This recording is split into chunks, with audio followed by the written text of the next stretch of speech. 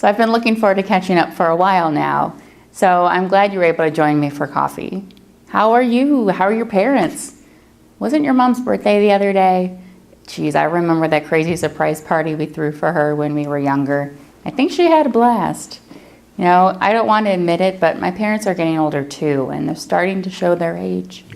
You know, working in the field of Alzheimer's disease had made me think about what would happen if my parents received a diagnosis of Alzheimer's. There are more than 5 million Americans living with it right now, and that number is expected to triple by the year 2050. That's over 30 years away, and while that seems like a long time from now, Mom and Dad will be well into their 90s at that point. You know, I've heard that 1 in 3 seniors over the age of 85 will develop the disease. So when you think about it, it's likely that at least one of our parents will have Alzheimer's disease when they're older. It scares me to think about how my relationship with my parents could change. Thankfully, I live close to them, so I imagine I'll end up being their primary caregiver. I've seen my grandparents' expensive medical bills, which has certainly prepared me for what I can expect with my parents. You know, I read that last year, 15 million friends and family members provided 17.5 billion hours of unpaid care for their loved ones.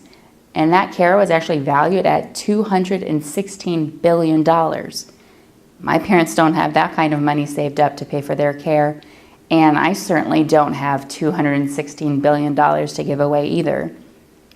And out-of-pocket caregiving costs for long-distance caregivers are almost twice as high as local caregivers. The figures are certainly overwhelming, and it's scary to think that I couldn't take care of my parents who've taken care of me my entire life. I know I'm going off on a tangent here, but what's worrisome to me is that if I can't support my parents, who will? My parents have paid into Social Security all their life, so shouldn't the federal government keep up their end of the bargain and support my parents? I've written to my congresswoman asking for $100 million in Alzheimer's research, care, and support, but I feel like that's not enough. I'm just one voice, just one concerned daughter, fearful of what's ahead for me and for my parents. I know you're busy with work and everything, but would you do me a favor and sign up to be an advocate with us? Since Alzheimer's disease is the only disease without a way to prevent its development or slow its progression, I really hope a cure is found before our parents get it. I feel like we're racing against time, you know? I don't want to play a game of chance for the next 30 years, waiting to see which comes first for my parents, Alzheimer's or a cure.